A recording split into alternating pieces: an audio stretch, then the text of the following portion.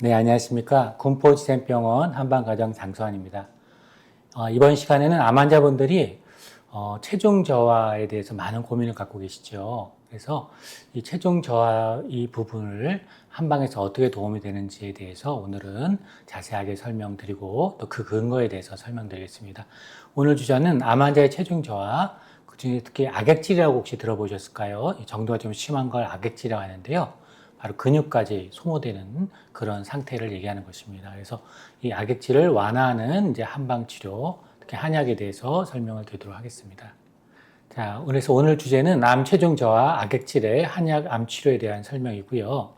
첫 번째 이제 암과 악액질이라는 게 무엇인지 설명을 제가 드리고요. 그런 어떤 기전에 대해서 자세하게 설명을 드리고 또 현대의학에서 악액질 치료하는데 어떤 치료를 하고 있는지 또 그 한계는 무엇인지에 대해서 설명을 드리겠습니다.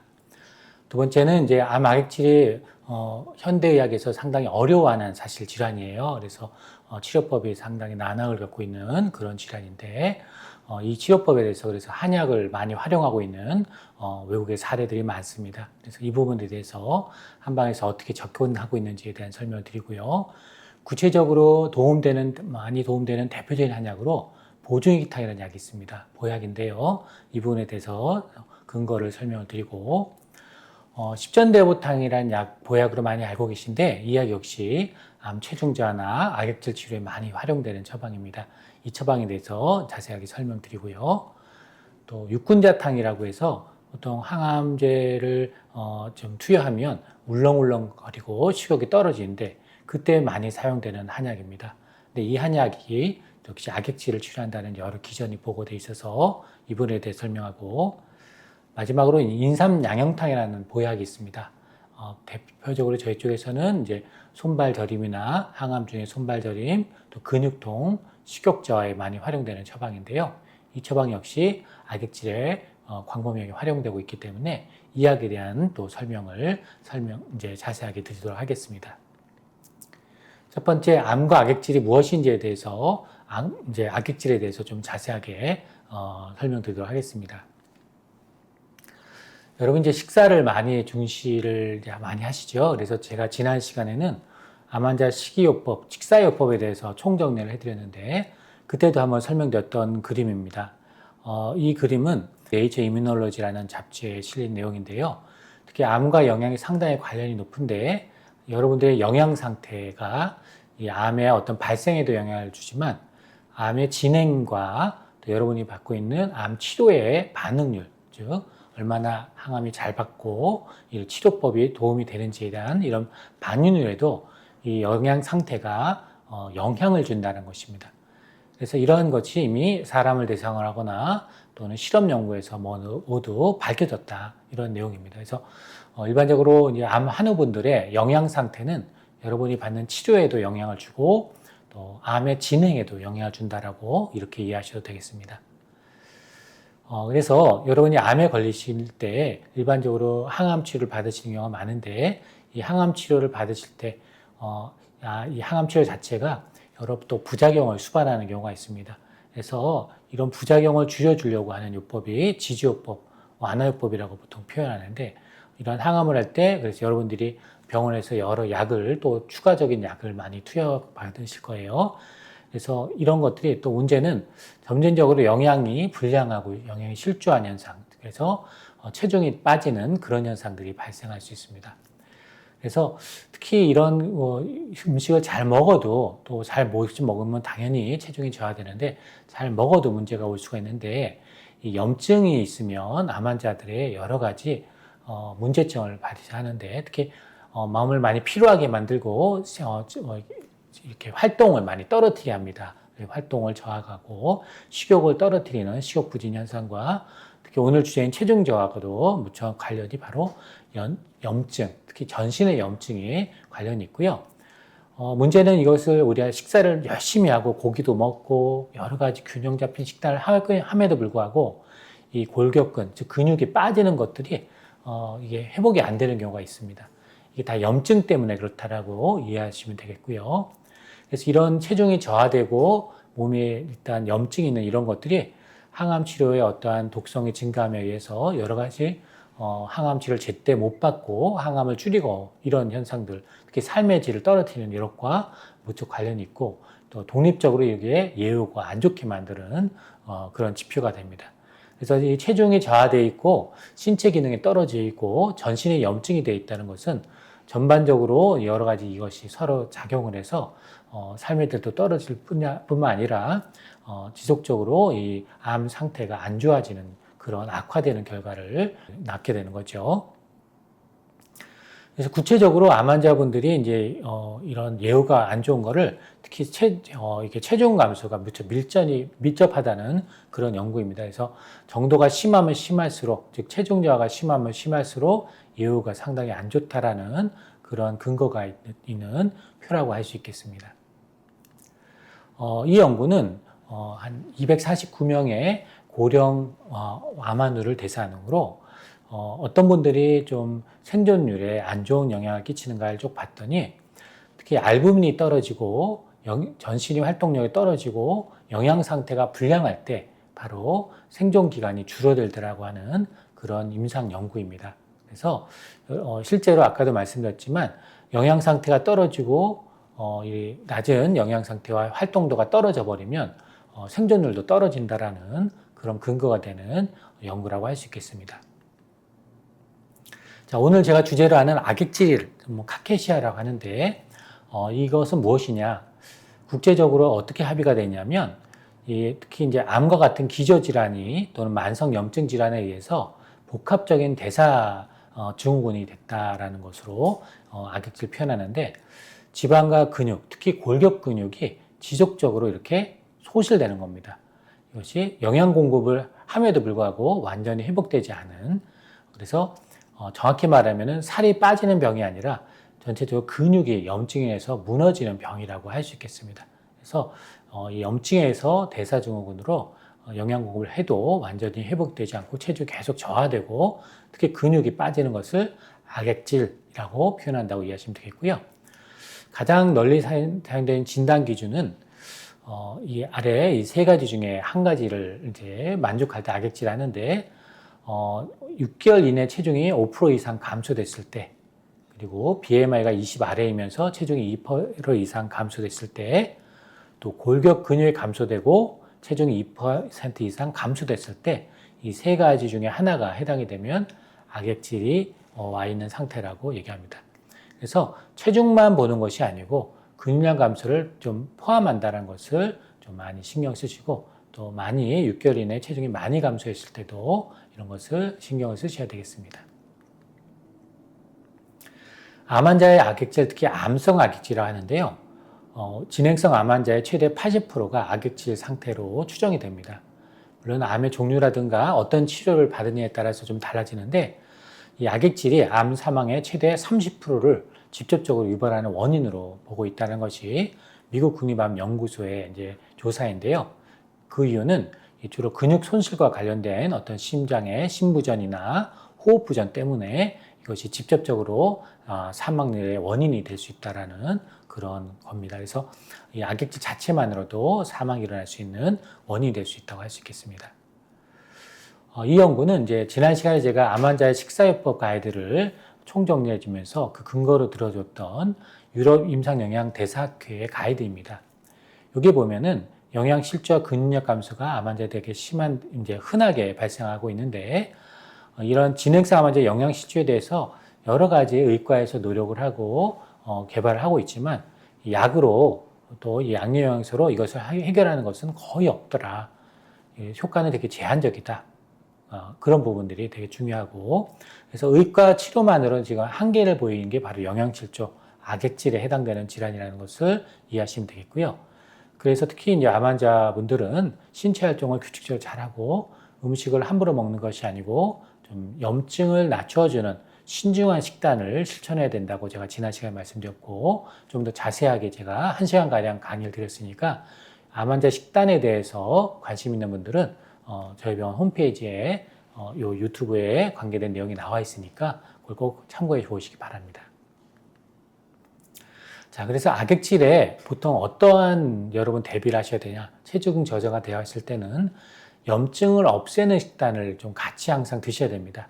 우리가 고기만 먹는 것이 아니고 항염증 식단을 드셔야 된다는 거죠. 그래서 이 염증을 없애는 대표적인 식단이 뭐냐? 오메가3라고 이해하시면 된다라고 말씀을 드립니다. 그래서 생선 기름이라든가 올리브유나 호도나 아마씨유, 자, 이런 것들이 오메가3에 관계된 그런 음식들이고, 또 각종 과일이나 채소가 다 항염증 식단입니다. 마늘, 생강, 강황, 해바라기다 항염증 식단입니다. 또 계란 흰자나 청어나 견과류 같은 것들이 특히 이런 염증 물질을 낮추면서 그 단백질을 좀 보충하는 것들이기 때문에 염증반을 억제하면서도 칼로리가 높은 식단, 특히 이제 이런 염증을 없애는 이런 음식들을 계속 보강하면서 계란 흰자나 청어나 또는 등푸른 생선들, 또 견과류 같은 걸 같이 고칼로리 식단을 같이 하는 것이 기본적인 여러분들의 식단 가이드라고 이해하시면 되겠습니다. 근데 문제는 이렇게 실행을 했는데도 불구하고 좀 이게 해결이 안 되는 분들이 있죠. 이런 경우에는 의료적인 치료를 좀 받으셔야 될 수 있는데요. 바로 그럴 때 이제 병원에서 특히 현대의학에서 여러 가지 양리 영양소나 양약적 제조를 이제 활용하게 됩니다. 흔히 말하는 항고 도제를 쓰거나 설사를 멈추게 하거나 여러 가지 치료를 하게 되는 건데요.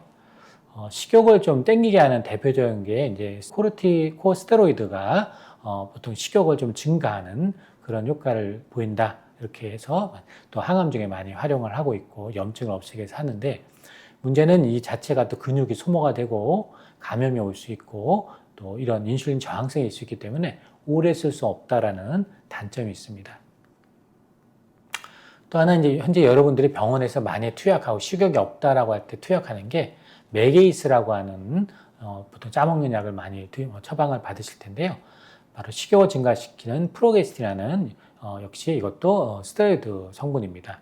그래서 이것을 많이 활용하고 있는데, 이건 역시 이제 오래 쓸 수가 없는데, 그 이유는 혈전 색전증 같은 심각한 부작용이 있을 수 있고, 또 최근에 코크람 리뷰에 의하면은 만약에 이게 식욕을 촉진하니까 악액질 환자한테 좀 좋지 않을까 해서 3,963명을 대상으로 35건의 시험을 분석을 해봤더니 이런 프로게스틴, 즉 메게이스 같은 것들이 식욕이나 체중 측면에서 위약과 비교해서 이점은 있는 건 맞지만 몸이 붓거나 혈전 색전증 같은 또 사망 위험이 더 높았다는 결론이 있었기 때문에 악액질에 이것이 근원적인 치료가 될 수가 없습니다. 제한적인 치료를 한다라고 이해하시면 되겠습니다. 이게 이제 아직까지는 현대의학에서는 악액질에 대해서 좀 여러 연구가 있지만 좀 그런 부분에 한계를 보이고 있다, 이렇게 이해하시면 되겠습니다. 그렇다면 오늘 제가 주제는 여러분이 이제 암 치료할 때 결국 한약을 제가 써야 된다라고 가이드를 하는 그런 강의인데요. 그럼 왜 굳이 이제 양방 치료를 하고 있는데 한약을 써야 된다고 이렇게 강조를 할까요?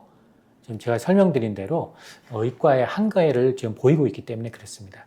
그래서 그 부분에 대해서 한방은 어떤 치료를 할 수 있는지, 한약 치료가 뭐가 있는지, 어떤 그거가 있는지 지금부터 설명을 드리도록 하겠습니다. 이 연구는 독일 게렌켄 의과대학에 소속이 되신 소화기 내과 선생님이 이 종양과 선생님이 악액질에 이런 한약을 이용한 또는 식물요법이 어떤 효과가 있는지에 대한 정리를 한 연구입니다. 이 결론적으로는 뭐라고 이분은 말씀하시냐면, 서구에서는 아직까지 악액질에 대해서 효과적인 약물치료법이 확립되어 있지 않기 때문에, 특히 동아시아, 여기서 동아시아는 일본을 주로 얘기하는 겁니다. 일본은 의사 선생님들이 법적으로 한약을 쓸 수가 있기 때문에 이런 악액질이라든가 식욕부진에 한약을 많이 활용을 하고 있습니다. 활용을 하고 있는지는 78년도부터 약 한 50년 정도 활용을 하고 있는데요. 이 치료법이 이분이 독일의 의과대학이 있기 때문에 유럽에도 도입을 해야 된다는 거죠. 도입을 하는 것이 바람직하다라는 것이고, 제가 오늘 여러분한테 설명하는 것은 일본에서 하고 있는 이렇게 어떠한 과학적인 근거가 개발된 것들은 대한민국에서도 이게 도입되는 것이 바람직하다라는 주제로 오늘 여러분에게 설명하는 것이라고 이해하시면 되겠습니다. 그래서 이런 한약들이 염증 물질들을 좀 억제를 하고 관리를 해서 암 악액질을 억제하는 것들이 보고돼 있다, 이런 연구라고 이해하시면 되겠습니다. 이 연구를 이제 정리하신 분이 케니 쿠치카라는 분이십니다. 독일 게렌켄 의과대학의 소화기내과 종양학과에 근무하신 분이신데요. 자, 이 연구에서 뭐라고 이제 다시 한번 정리하는데, 악액질은 여러 암 환자분들, 특히 이제 말기 암 환자분들이 이제 체중 감소가 많이 있겠는데, 그런 분들도 있고, 또 항암 중이거나 식사를 못하거나, 또 식사를 잘함에도 불구하고, 또 감염이 있거나 염증 때문에 심각하게 체중이 감소되는 그런 상태를 악액질이라고 합니다. 그래서 이 악액질은 모든 경우에 사망률을 현저히 증가시키는 원인이 되고, 또 이런 질환이 전신염증이나 신진대사나 이 체성분에 악영향을 미칠 수 있고, 아까도 말씀드렸지만 특히 현재까지는 이 서양에서는 이 악액질에 대해서 승인된 약물 치료법이 없고, 또 영양 보충만으로도 악액질을 되돌릴 수 없다는 것이 아직까지 한계입니다. 그래서 이 악액질을 치료하려면 어떻게 해야 되는지 이게 여러 연구에 대한 표적이 있어야 할 거 아니에요, 그죠? 연구 표적에 대한 설명인데요. 바로 이 왼쪽에 나온 것이 정상적인 근육의 유지인 겁니다. 그래서 이렇게 근육이 합성되려면 이런 이제 단백질이 합성이 되고 근육이 성장되는 이렇게 가야 되는데, 이런 성장하게 만드는 게 주로 이 연구에는 인삼이라든가 홍경채나 이런 것들이 암 환자분들이 특히 체중 저하에 인삼을 많이 활용을 하고 있고, 오늘 대부분의 제가 설명드린 약 안에는 인삼이 포함되어 있습니다. 그래서 이 인삼 자체가 악액질을 치료하는 양리학적 표준에 이 표적에 되게 도움이 되는 이런 약물이라고 이해하시면 되겠고요.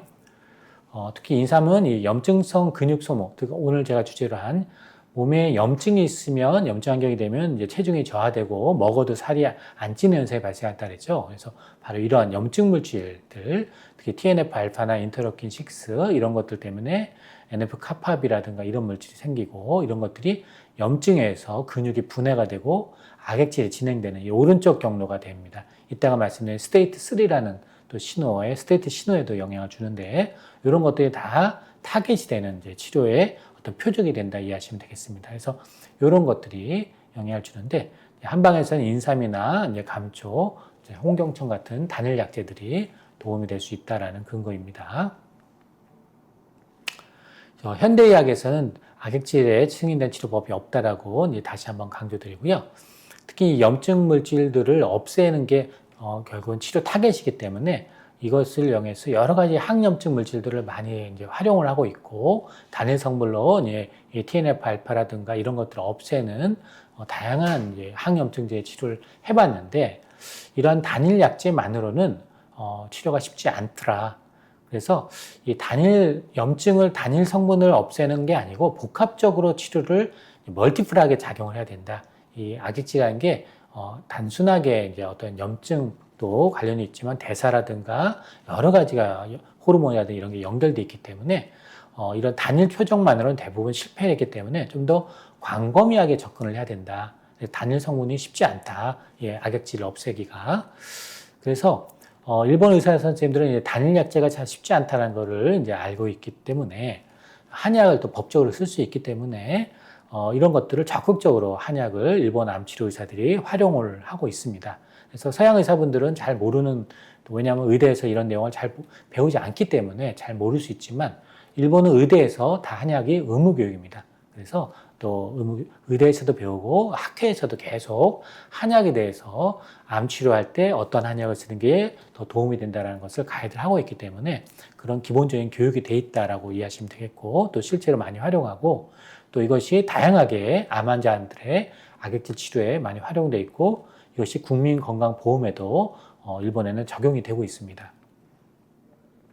특히 한약의 장점이 뭔가 봤더니 이 안에는 10가지의 약용식물들 대부분 이상이 10가지 이상의 한약재 하나하나가 이렇게 포함이 되어 있더라는 거고, 이것이 추출해 보니까 수백 가지의 잠재적인 활성물질이 포함되어 있고, 그렇다는 것은 단일 성분이 아닌 거 다 표적화해 가지고 여러 원인에 대해서 식욕 부진도 해결하고 염증도 없애주고 면역도 높여주고 단백질 분해도 억제하는 다양한 활성물질들이 이렇게 포함되어 있더라는 거예요. 단일 인삼, 감초 이렇게 단일 성분들도 물론 도움이 되겠지만, 인삼과 감초를 포함한 여러 가지 다양한 약재들이 어우러졌을 때 더 시너지가 나는 효과가 있더라.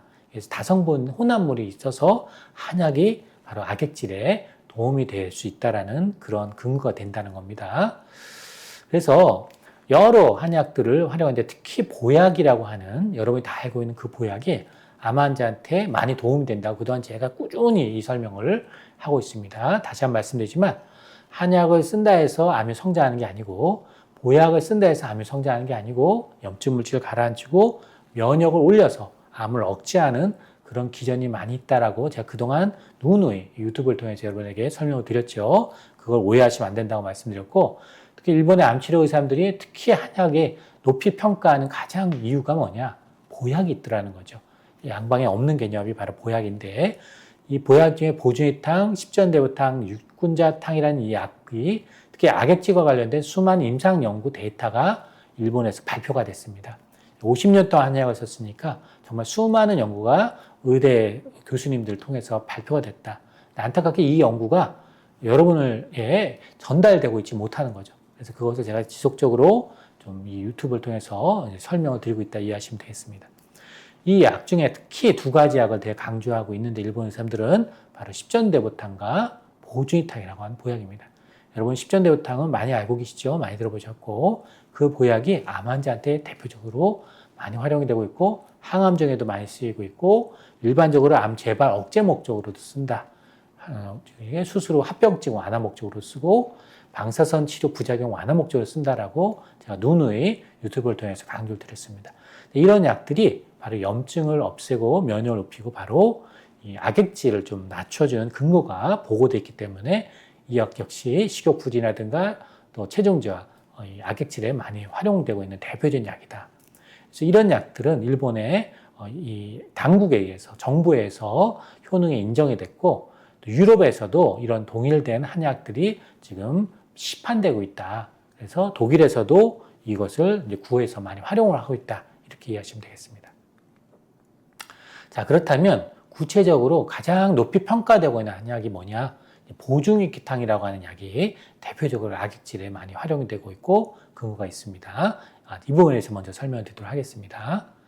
자, 보중익탕은 특히 악액질 치료에 효과적이라고 이제 보고가 되어 있는데 크로다라는 분이 이 비뇨생식기암에 의한 악액질에 식욕부진이라든가 피로가 동반된 악액질이 있는 경우에 환자 162명을 대상으로 임상 연구를 했는데 이분들 대상으로 보준이탕을 썼더니 어떻게 수술 후에 쇠약해진 환자들의 삶의 질과 면역 상태도 개선이 되고 악액질에 있는 이 비뇨기 생식기암에 있는 160만 환자들의 이 임상적 효과가 도움이 되더라 하는 임상 연구가 보고되어 있습니다. 바로 이 연구인데요. 이 비뇨생식기암으로 인한 식욕부진 무기력증을 호소하는 환자 162명에게 보준이탕을 2.5g을 하루 3번을 이렇게 복용했습니다. X를 이렇게 했다는 거고요. 그랬더니 유효율이 한 63% 정도 됐고, 유효율이라는 것은 바로 식욕부위라든가 무기력증에 대한 유효를 얘기한 겁니다. 63% 정도 됐고, 식욕부진에 대해서는 한 48.4% 정도가 유효했고, 무기력에 대해서 36%였고, 부작용은 한 7.4% 정도가 있었는데 대부분은 경미한 위장장애 정도였고요. 심각한 부작용은 나타나지 않았습니다. 보통 이제 한방에서는 이 보준이탕을 저희 쪽에서는 좀 몸이 좀 차고 소화력이 좀 떨어진 사람한테 몸이 찬 체질에 더 맞다라고 하는데 이 연구는 체질을 구분하지 않고 그냥 썼다는 얘기입니다.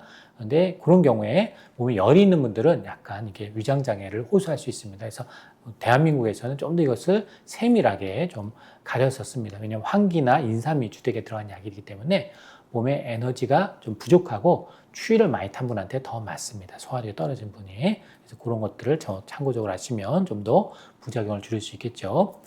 보통 이 만성 피로에 특히 요거는 일본 후생성의 여러 공인데 어쨌든 이게 41.4%가 이 만성 피로를 수행 능력을 또 회복했다는 보고이고요.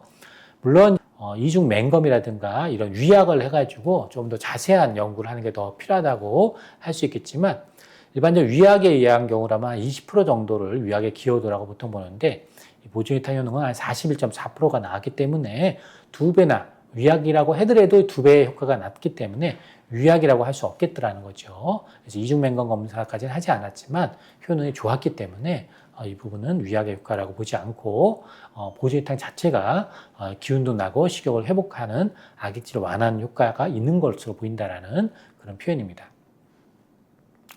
자, 이 연구는 경희대학교 한의과대학에서 2010년도에 발표한 연구인데요. 이 보조유탕이 암 관련 피로에 도움이 되더라. 그래서 암 관련 피로를 호소하는 환자 한 40명을 무작위로 실험과 대조군을 배정해서 2주간 아무 처치 안 하고 이 보조유탕만 줬더니 통계적으로 유의하게 피로도를 회복을 하더라. 그래서 전체적으로 유의하게 개선이 되더라. 그래서 암 환자 피로를 개선하는데 이 보조유탕이 도움이 된다는 그런 임상 연구입니다. 자, 그래서 이 보조유탕의 그럼 작용 기전이 뭘까 보면 첫 번째로 이 보조유탕은 면역을 좀 활성화한다는 임상 연구가 있습니다. 그래서 T세포라든가 NK세포를 대표적으로 부활시키는 그런 효과가 있고 림프구를 좀 부활하는 효과가 있습니다. 그래서 이런 대표적인 이제 이 보조유탕은 노인의 만성 허약 질환에 이런 도움이 되더라, 이 면역에 도움이 된다는 게 임상시험에서 입증되었다는 연구가 있고요.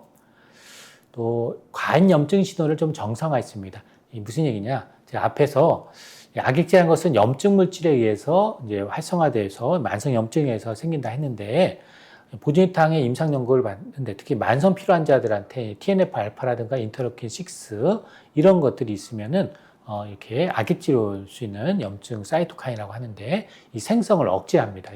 이런 만성 피로 환자들 임상구에서 이제 혈액 검사 해보니까 이렇더라는 거죠. 그래서 이런 만성 피로를 개선 효과가 바로 과잉된 염증 신호를 정상화하는데 이 염증 신호를 정상화하는 데 있다. 그럼 이 염증 신호를 정상화하니까 바로 이런 전신의 염증이라든가 영양 상태도 개선하는 것이 임상 연구에서 또 보고되어 있습니다. 그래서 이 보조유탕은 정말로 많이 임상 연구가 있습니다. 그래서 이런 악액질의 그런 염증 물질을 개선하고 또 영양 상태를 개선하는 것이 바로 이런 임상 연구가 되어 있더라는 거죠.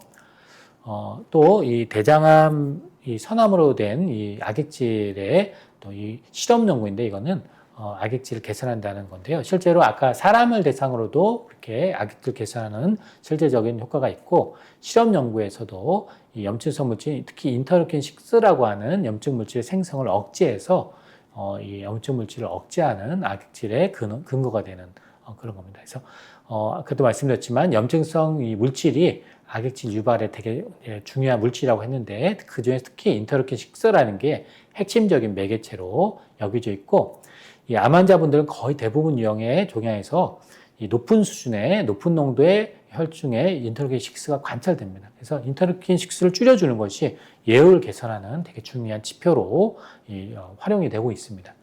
그런데 이 보조유탕이 거기 활용되는 건데 한약을 쓰면 보통 암이 성장한다라고 이제 오해할 수가 있어서 이 대장암에 이제 보조유탕을 이게 실험 연구를 해봤더니 이 성장에는 영향을 미치지 않고 오히려 그냥 안 쓴 것보다 오히려 성장을 좀 줄여주는 경향이 있습니다. 그래서 보통 보조유탕은 대장암에 많이 저희들이 실제로 한우들한테 많이 활용을 하고 항암 중에도 많이 활용하고 있는 대표적인 약이 바로 보조유탕입니다. 네, 이제 우리 이 종양이 있을 때 보조유탕을 투여했더니 이 체중 감소가 유의하게 안 쓴 거에 비해서 종양이 있을 때는 이렇게 체중 감소가 되는데 보조유탕을 투여했더니 이렇게 올라가더라는 거죠, 체중이. 그래서 실험 연구에서 유의하게 체중 감소를 완화한다라고 볼 수가 있고 특히 인터루킨 6라고 하는 이 염증을 유발하는 염증 이제 물질을 농도를 이제 줄여주더라. 종양 이식한 치유에서 인터루킨 수치가 유의하게 증가했던 것이 이 보조유탕을 투여했더니 이렇게 투여한 경우에 이렇게 안 투여한 거면 이렇게 올라가는데 농도가 투여했더니 떨어지더라, 유의하게 이렇게. 그래서 이런 악액질과 관련된 근육이라든가 지방 대사를 변화시키는 어떤 근거가 된다. 특히 이게 대식세포에서 유래된 특히 인터루킨 6의 어떤 생성을 보조유탕을 쓴 경우에 이렇게 억제하고 있다라는 것을 알 수 있었습니다. 특히 시험관 내 실험에서도 대식세포에서 이 보조유탕을 투여했을 때 인터루킨 6의 이제 생성을 유효하게 억제한 것을 알 수 있었습니다.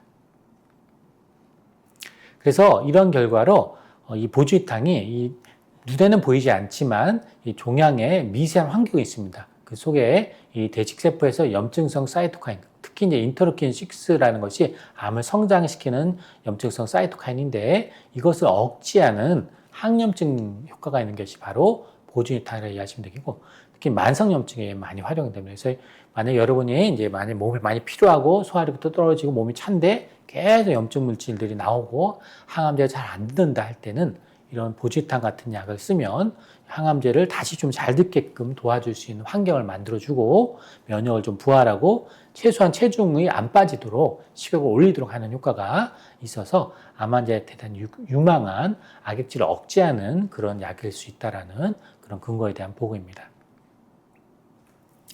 자, 다음은 십전대보탕에 대해서 악액질에 어떤 근거가 있는지 한번 설명을 드리도록 하겠습니다.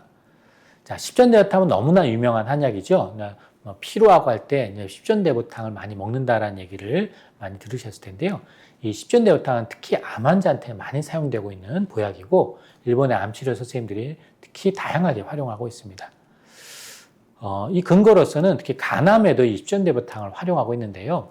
이 만성염증이 있으면 간암이 자꾸 재발을 할 수가 있습니다. 특히 간에 염증이 있으면 재발할 수 있는데 이 십전대부탕은 대표적으로 간의 염증을 낮추어주는, 그래서 간의 염증도 낮추지만 간의 암의 재발을 낮추고 간 섬유화를 많이 줄여주고 또 간암으로 이행되지 않도록 한다는 임상 연구가 보고된 약이 바로 십전대부탕입니다. 네, 이 근거가 이제 십전대부탕이 이제 이 간에 있는 쿠퍼세포라는 거에 있는 유발된 산화 스트레스 억제해서 간암을 좀 발생을 억제한다는 근거가 임상 연구가 일본에서 발표됐습니다. 바로 이 연구인데요. 일본의 야만시나 대학에서 외과팀에서 뭐라고 이제 발표를 했냐면 십전대부탕 쓴 군이 안 쓴 군에 비해서 이제 간암 수술하고 나서 재발률이 적고 그 이유를 동물 연구를 해봤더니 간의 염증 물질들을 좀 낮춰주더라. 그래서 그것 때문에 재발률을 떨어뜨려주는 근거가 되더라라는 것이 발표가 됐습니다. 일본에서는 되게 중요시한 연구이고 논문인데요. 국내에서는 아직도 이 연구가 많이 모르고 계셔서 제가 반복적으로 이 연구를 많이 소개해드리고 있습니다. 이 연구는 야마나시 대학병원의 외과팀에서 특히 간암을 주로 보시는 선생님들이 연구한 내용인데요. 2000년부터 2005년까지 이 대학병원에서 이 간암을 진단을 받고 수술을 할 수 있는 분들한테 수술을 하고 종양이 완전히 제거됐다는 영상 검사를 보고 그런 분들 대상으로 십전대보탕을 한 10명에게는 수술 을 1개월부터 최대 6년까지 추적 관찰했습니다. 계속 십전대보탕을 주고 그래서 매일 하루 3번 7.5g의 십전대보탕부터 2.5g 단위인데 하루 3번 7.5g을 경구 투여를 받은 분 10명과 그냥 일반적으로 이제 간암 환자들 한약 먹으면 큰일 난다고 자꾸 이 얘기를 하셔가지고 대학병원에서 절대 한약 못 먹게 하시잖아요. 근데 일본은 간암 환자를 보는 의사들이 의외로 한약을 많이 쓰고 있습니다. 대표적으로 많이 쓰는 약이 십전대보탕인데요. 어쨌든 연구를 하기 위해서 38명에게는 여러분 일반적으로 하듯이 십전대보탕 투여하지 않고 10명은 수술 1개월부터 최대 6년까지 지속적으로 이 십전대보탕을 투여하면서 누가 더 재발을 하지 않는지를 보는 겁니다. 왜냐하면 간암의 재발률이 상당히 높기 때문에 그렇습니다. 그래서 양반 치료만으로 수술만으로는 좀 한계가 있기 때문에 그냥 경과 관찰만 하는 게 아니고 좀 더 적극적으로 한약을 주었더니 혹시 재발률을 떨어뜨린가를 보는 거예요. 자, 그랬더니 어떤 결과가 있는지 60개월을 좀 추적 관찰해 봤더니 십전대보탕을 안 투여한 경우에는 38명 중에 26명이 재발했습니다. 재발률은 68.4%였고요. 평균 재발은 2년 만에 재발했다. 이렇게 되어 있고요. 십전대보탕을 하루 3번 꾸준히 복용한 분은 10명 중에 4명이 재발해서 40%가 재발됐는데 평균 49개월입니다. 4년 만에 재발했습니다. 거의 2배 정도 되죠. 그래서 이 한약을 십전대보탕 쓴 게 훨씬 더 유리하다라고 되어 있는 겁니다. 간암 수술하고 나서 십전대보탕 쓰는가라는 그런 고민이 또 당연히 발생하죠. 저 같은 경우는 당연히 소화력이 좋은 분들은 십전대보탕을 간암 수술하고 재발률을 떨어뜨리는 목적으로 십전대보탕 이런 근거로 투여를 하고 있고 일본의 암치료 의사들도 이런 근거로 간암 환자의 재발률을 떨어뜨리려고 쓰고 있다고 이해하시면 되겠습니다. 자, 그렇다면 근거가 있어야 할 거 아니에요. 무작정 좋아서가 아니고 왜 십전대보탕이 간암 환자한테 이렇게 도움이 되더라는 걸 실험 연구를 해본 거예요. 이 대학에서. 자, 그래서 염증 물질을 유발을 해서 간암을 재발하고 또 한쪽은 그렇게만 주고 한쪽은 십전대보탕을 줘서 비교해 봤더니 어떻게 됐냐. 간 조직을 좀 본 건데요. 정상 간 조직이 이렇게 돼 있고 염증 물질에서 간암을 유발하면 이렇게 염증 물질이 많이 발생하는데 십전대보탕을 이 상태에다가 십전대보탕을 줬더니 이렇게 변하더라는 거죠. 그죠? 그래서 십전대보탕이 거의 정상 간 조직처럼 염증 물질이 확연하게 줄어서 간 발생의 어떤 환경 자체를 대단히 줄여주더라는 거죠.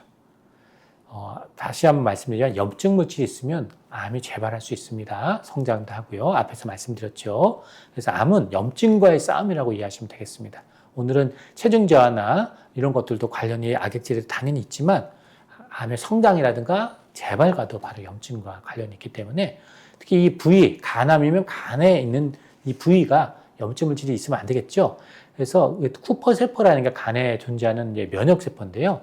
이것이 이 사이토카인의 활성산소를 해서 염증 물질을 이제 면역 반응에서 발생하게 되는데 이 TNF-알파라든가 인터루킨 1이 이 간에 이 물질이 10전 데이터를 썼더니 줄어들더라는 거죠. 특히 간의 염증 물질들이 이렇게 다 줄어들더라는 거죠. 농도 의존적으로 10전 데이터를 썼더니 이렇게 농도 의존적으로 간의 염증 물질들이 다 줄더라는 거죠.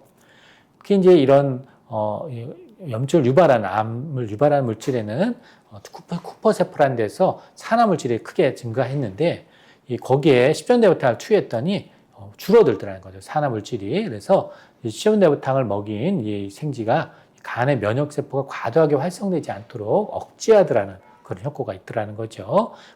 이게 면역을 너무 과반응해도 안 좋기 때문에 그렇습니다. 그래서 이 10전대부탕이 간암을 재발하는 게 결국은 염증 물질을 줄여주는 것이기 때문에 거꾸로 말하면 간에만 그런 게 아니라 거죠. 10전대부탕 전신에 반응할 거니까 이 악액질을 유발하는 이렇게 염증 물질을 줄여주니 이런 것이 결국 10전대부탕의 악액질을 전체적으로 줄여주는 하나의 근거가 될 수 있을 거다라는 그런 임상연구와 실험 연구가 되겠습니다.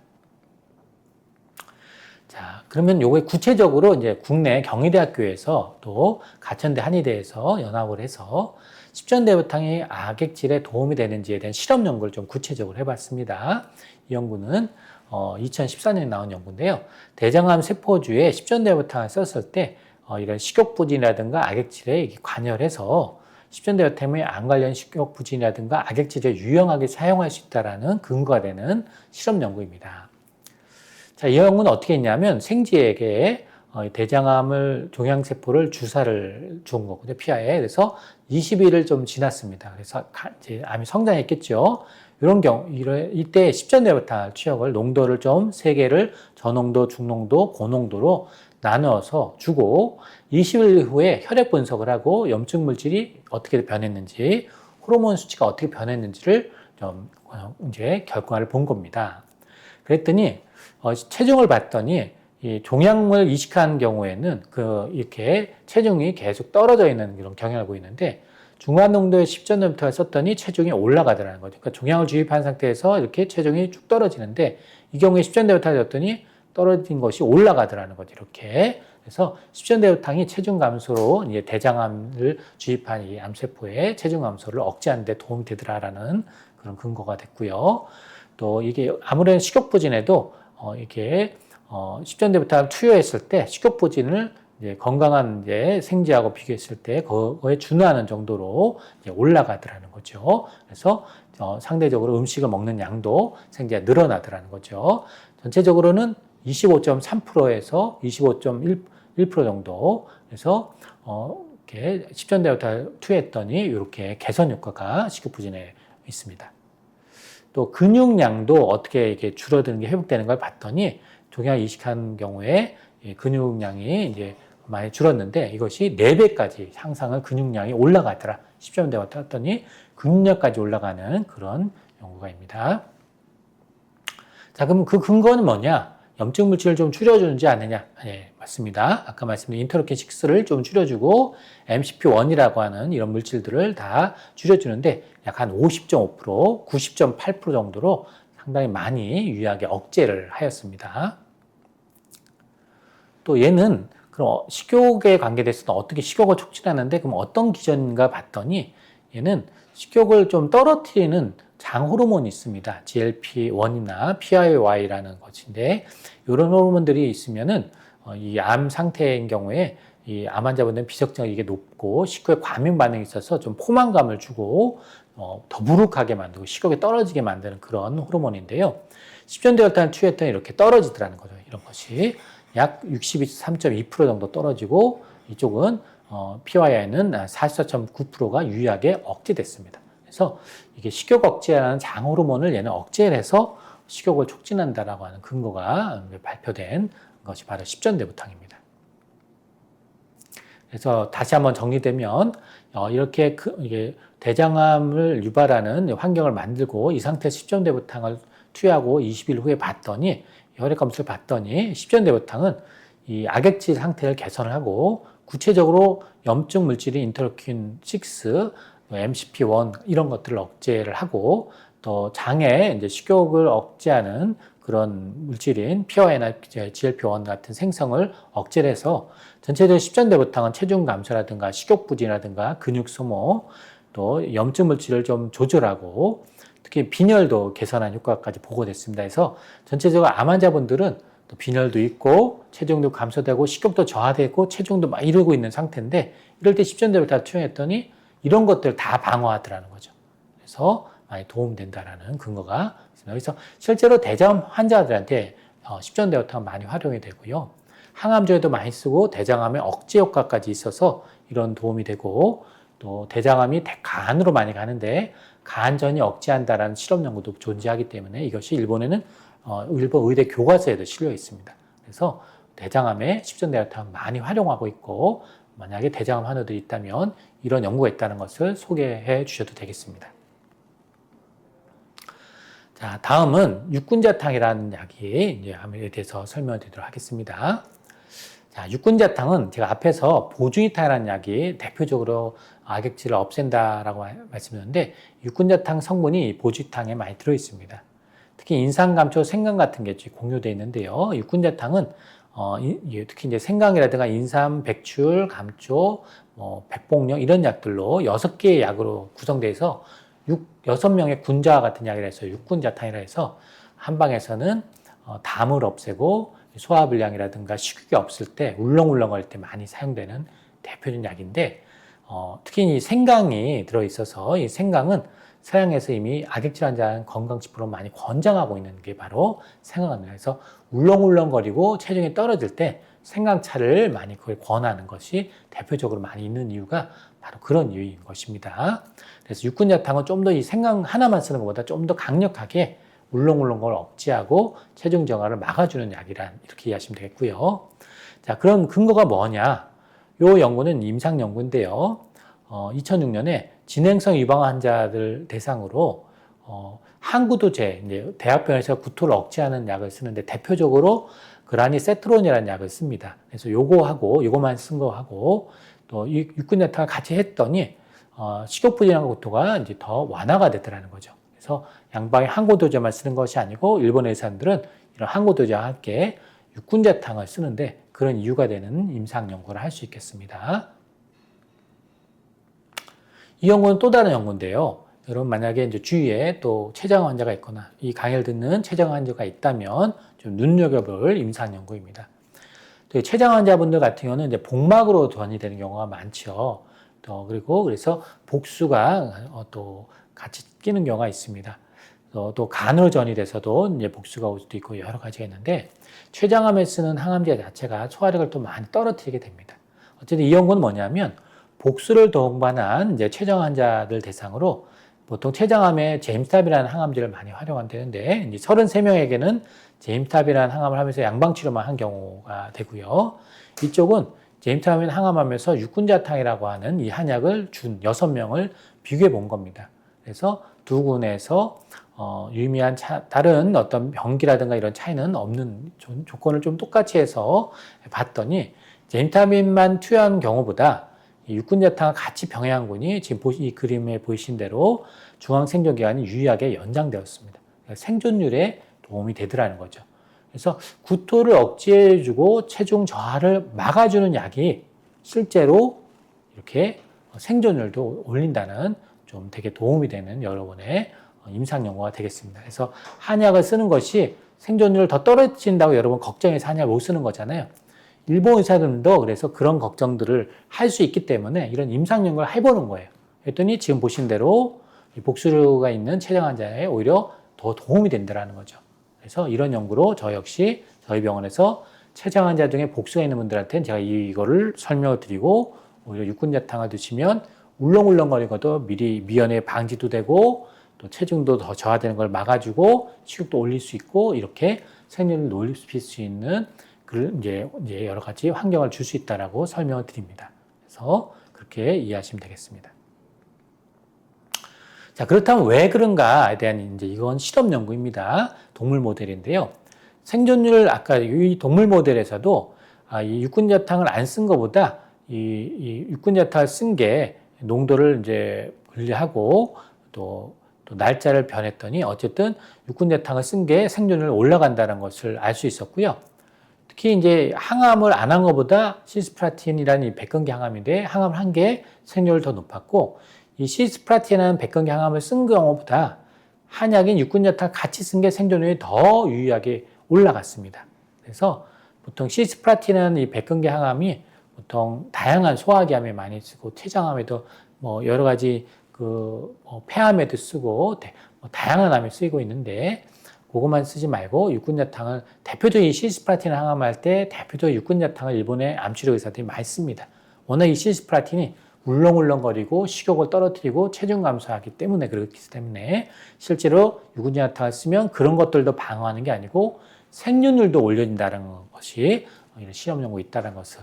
그래서 이 위장운동 장애라든가 식욕부진이라든가 근육 소모 같은 것들을 다 개선하더라는 거죠. 그래서 악액질의 개선에 되게 도움이 되는 동물 연구라고 할 수 있겠고요. 특히 식욕을 촉진하는 호르몬이 있습니다. 이제 그렐린이라고 하는 호르몬인데요. 이 육군자탕을 쓴 게 이 글루린 신호 전달에 민감하게 발휘해가지고 식욕 부진이라든가 악액질을 완화하는 도움이 되다. 그것이 바로 생존기간을 또 연장하는 데 필수적일 수 있다는 그런 연구입니다. 자, 그렐린이라는 호르몬은 대표적으로 식욕을 촉진하게 하는 호르몬인데 이것이 위에서 분비해서 뇌의 시상하부의 수용체에 이게 결합을 해서 또 이것이 위의 배출을 촉진하고 근육 이완을 억제하고 근육이 이제 분해되는 것을 억제하고 식욕을 땡기게 하는 그런 건데 우리가 이제 여러분이 또 하나 아셔야 되는 게 많이 먹고 식욕 촉진 호르몬이 이 그레닌이라는 이 식욕 촉진 호르몬이 나오더라도 이게 이 수용체하고 잘 반응을 해야 됩니다. 결합이 활성화돼야 되는데 암 환자분들이라든가 이 염증이 있는 분들은 이 수용체의 결합, 즉 반응성이 떨어집니다. 그래서 그레닌 수치는 정상이고 상승이 돼도 이 뇌하에 있는 지상하부에 있는 이 지상하부의 결합이 활성화되지 않으면 이 저항이 될 수 있습니다. 그래서 이 그레닌 수치만 올라간다 해서 식욕이 회복되지 않을 수 있다는 거죠. 이 암이 있거나 이 악액질 환자는. 근데 이 육군자탕은 바로 그레닌 분비도 촉진하고 그레닌 수용체의 결합력까지 이렇게 증가를 합니다. 그래서 그런 의미에서 그레닌의 신호 전달을 민감도를 회복한다는 되게 중요한 근거가 되는 거죠. 그래서 그레닌이 제대로, 즉 식욕 촉진 호르몬이 제대로 활성화되도록 도와주는 이렇게 두 가지의 방향성이 있습니다. 그러니까 식욕 촉진 호르몬인 그레닌을 분비도 촉진하고 뇌하추에서 이 그레닌 수용체 결합력을 증가해서 이 민감도를 높인다는 거죠. 되게 중요한 이 활성도를 높인다는 이 연구입니다. 그래서 아까도 말씀드렸지만 이 그레닌의 저항성이 암 환자, 특히 악액질 분들이 이 그레닌 저항성에 많이 관련이 있습니다. 그래서 그레닌 수치를 많이 상승을 시켜도 식욕분이 잘 해결되지 못한다. 이런 것들이죠. 그래서 이게 또 의과의 또 한계라는 거죠. 근데 육군자탕은 이런 것들을 같이 회복을 해주기 때문에 이런 것들이 도움이 되더라. 그래서 이 그레닌 저항성 체인지들에게 7일 동안 육군자탕을 경우 투여했더니 이런 그레닌에 대한 저조한 반응에 대한 식욕분이 부분적으로 개선됐고 그렇기 때문에 육군자탕이 암 악액질의 이 치료에 대단히 유망한 물질이라고 할 수 있다는 근거가 이렇게 여러 건의 연구들이 발표가 됐습니다. 자, 이 임상 연구는 이제 암 환자 말고 치매 환자, 특히 노인 치매 환자들한테도 이 육군자탕을 6명의 치매 환자한테 4주간 주었더니 음식 섭취량이 올라가더라는 거죠. 그래서 치매 환자들 중에 음식을 잘 못 먹을 때 육군자탕이 도움이 되더라는 그런 연구가 있습니다. 그 외에 이제 이런 이 그레닌의 어떠한 이게 단순하게 치매 환자만 준 게 아니고 노화 모델인 경우에도 이런 노화와 관련된 질병을 개선하고 생존 기간도 연장한다. 그러니까 암이 아니더라도 노인분들이 노화가 오잖아요. 어떤 이 노화 관련 질병을 개선하는데 특히 심장이 약해질 수 있지 않은 노화가 오면 이 심낭염이라든가 심근이 석회화 된다든가 심장의 근육이라든가 이 근수육이 위축되거나 이럴 수 있는데 이것도 육군자탕을 썼더니 개선이 됐다는 거죠.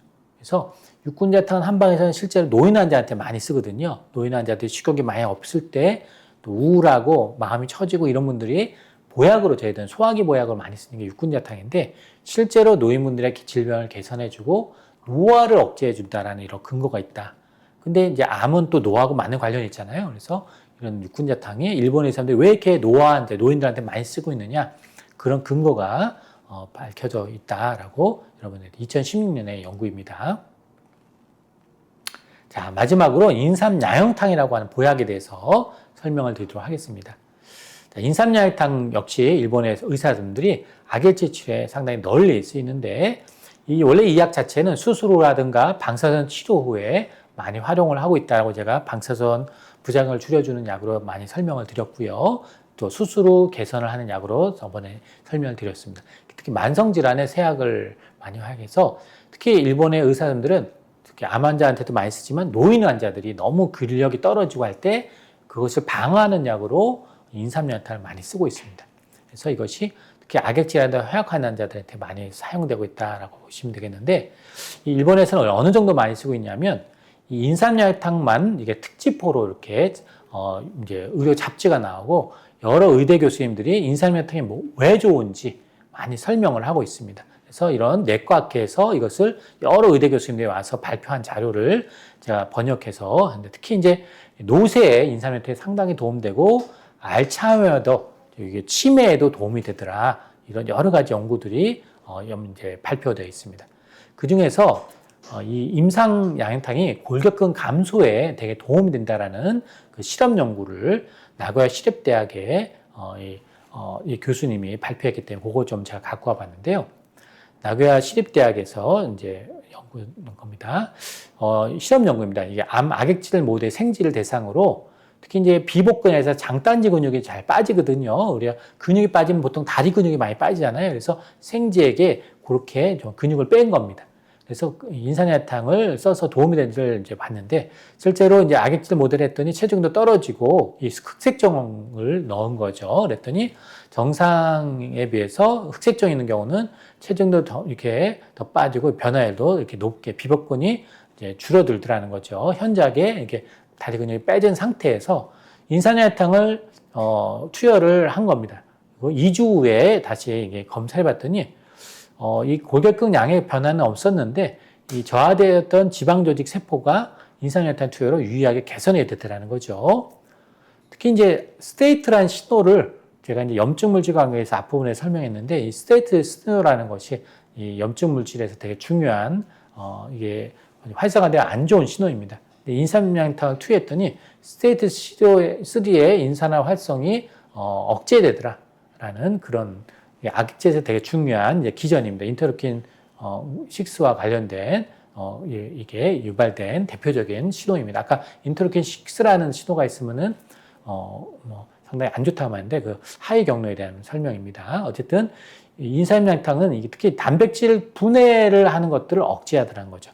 이게 이제 인삼양탕은 단백질 분해를 억제하는 여러 신호물 이런 물질을 차단을 해서 억제를 해서 이것이 인삼양탕의 단백질 분해를 억제하더라. 그래서 근육이 안 빠지게 한다. 특히 대퇴 근육이라든가 이런 다리 근육이 안 빠지게 만드는 대표적인 기전이 설명이 된 겁니다. 역시 염증 물질을 없애기 때문이라고 이해하시면 되겠고 미오신 중세라는 게 있는데 이건 뭐냐면 골격근에서 흔히 많이 존재하는 단백질 덩어리인데요. 이것이 만약 부족해지면은 다리의 근력도 빠지고 체중도 이제 감소되고 이렇게 할 수 있습니다. 그래서 염증 물질 때문에 이것이 많이 발현이 감소가 되는데 인삼양탕을 투여했더니 회복이 완전히 회복이 되더라는 거지 실험 연구에서. 그래서 미오신 중세라는 것이 이런 골격근에서는 단백질인데 이것이 파괴되는 것을 억제해 주니까 회복이 되더라는 거죠. 이 연구에서의 정리는 뭐냐면 특히 나이가 들면 특히 암 환자분은 인슐린이 저항이 올 수 있습니다. 그래서 이런 포도당이 제대로 대사가 잘 안 되는데 이런 것들에서 인삼양탕을 투여했더니 염증 물질들을 다 억제해주고 그래서 악액질 근육 위축을 좀 줄여줘서 이런 암세포 증식도 좀 억제해 주는 데다가 이런 암 환자라든가 고령자들의 어떤 근육 위축을 좀 줄여주기 때문에 암 환자한테도 좋지만 다시 강조드리면 일본에는 노인 환자들한테 인삼야탕을 많이 씁니다. 그래서 이런 근거가 된 게 노인 환자들은 근력이 떨어지잖아요. 그죠? 막 지팡이 짚고 막 이러는데 그런 것들을 줄여주는 대표적인 약이 뭐냐? 보약이 바로 인삼양탕이다. 암 환자분들도 마찬가지입니다. 근력이 떨어지면 기운이 없고 자꾸 휘청휘청대고 그러잖아요. 그래서 인삼양탕이 바로 근력이 빠지지 않도록 도와주는 근거가 있는 약이 바로 인삼양탕이라고 이해하시면 되겠고요. 이 연구는 이제 일본의 시마네 보건대학에서 인삼야탕이 보통 폐암을 억제하는 약으로 많이 기존이 보고되어 있습니다. 그래서 지난 시간에 제가 도쿄 의대에서 인삼야탕의 폐암, 비설세포성 폐암을 억제하는 실험 연구가 있습니다라고 지난 시간에 제가 설명을 드렸는데 실제 폐암을 앓고 있는 고령 환자분한테 인삼야탕을 복용을 시켰더니 7주간 복용했더니 항암하거나 이런 게 아니고 인삼야탕을 투여한 거죠. 노인이어서 그랬더니 이 종양 표지를 이 병양 표지자가 7주 동안 감사를 하고 그 외에 이제 기침도 사라지고 식욕도 회복이 되더라는 거죠. 그래서 인삼양탕이 이런 종양 표지자도 줄여주는데 식욕도 회복하고 악액 치료에도 도움이 돼서 특히 암 환자의 기대 수명에 유익한 영향이 특히 폐암 환자한테 도움되는 약이 인삼양탕이라고 하는 그런 이제 사례입니다. 그래서 인삼양탕이 실제로도 암 환자한테 많이 쓰고 특히 폐암 환자한테 도움된다는 그런 이렇게 연구가 있다라 증례 연구가 있다라는 것으로 이해하시면 되겠습니다. 자, 오늘 제가 여러 가지 식욕부진이라든가 체중 저하에 대해서 여러 설명을 좀 설명드렸는데 한번 정리해 드리도록 하겠습니다.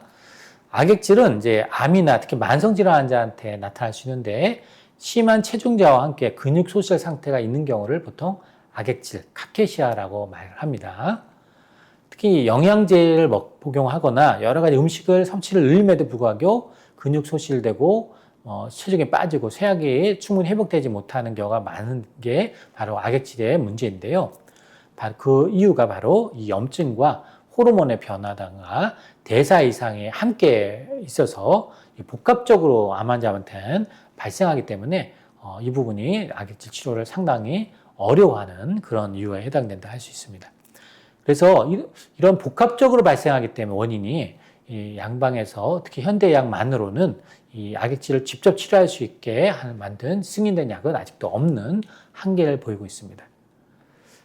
보통 한약들, 특히 보약은 단백질 합성을 촉진하고 만성염증을 완화하고 호르몬 조절을 하거나 이런 복합 경로를 하는 복합적인 약들이 많기 때문에 즉 6개 이상의 10개 정도 된 이상의 복합적인 한약재들이 구성되어 있기 때문에 여러 가지 원인을 한 번에 제거할 수 있는 이런 약이 있기 때문에 의과에서 단일약에 항염증제만 쓰는 것보다 좀 더 폭넓은 효과를 보일 수 있다는 것이 바로 보약에 많이 있는 것으로 보고됐습니다.